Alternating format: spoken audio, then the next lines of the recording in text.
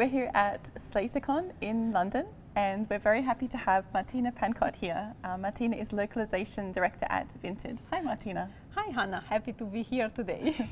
Well, you've just given a great presentation about Vinted and the localization program there. Perhaps you can tell our viewers a little bit about the company Vinted and what you do there. Yeah. Thank you for the nice words. So Vinted is the European largest C2C second-hand fashion marketplace. It's the first Lithuanian unicorn, and we're very proud of it. And we have a very brave and inspiring mission, which is to make second-hand first choice worldwide. Very inspiring, very ambitious, because we are aiming to change consumption behavior. Mm-hmm. And you're responsible for launching the localization program there. What are some of the steps and some of the challenges that you've encountered? Yes, so I joined 2.5 years ago now.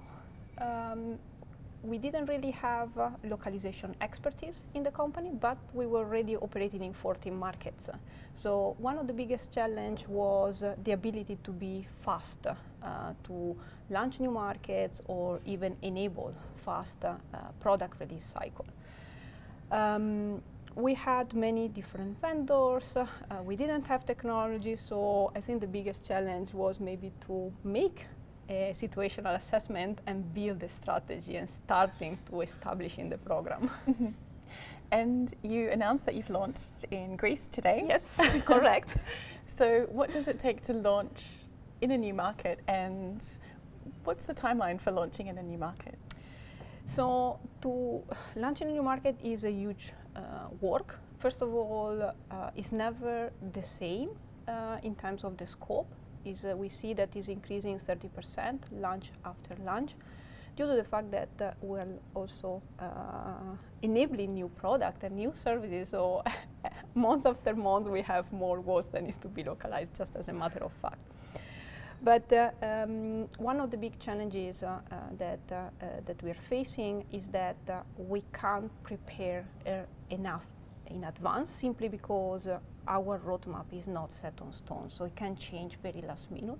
And therefore thinking about, okay, we know that this year we're launching these 5 markets, let's start today, even if they are in Q4, is not really possible.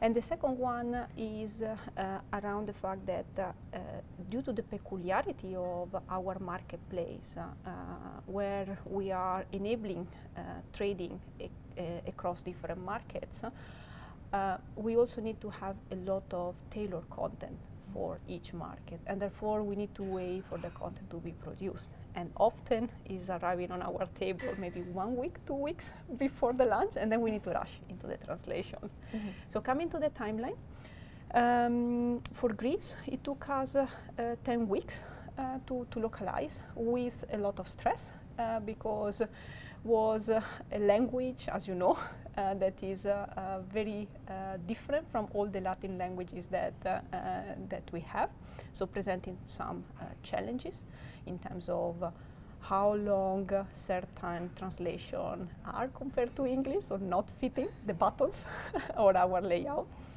But also in terms of the timeline from our vendors, and therefore we had to rush this time. But yeah, we took 10 weeks. Mm-hmm.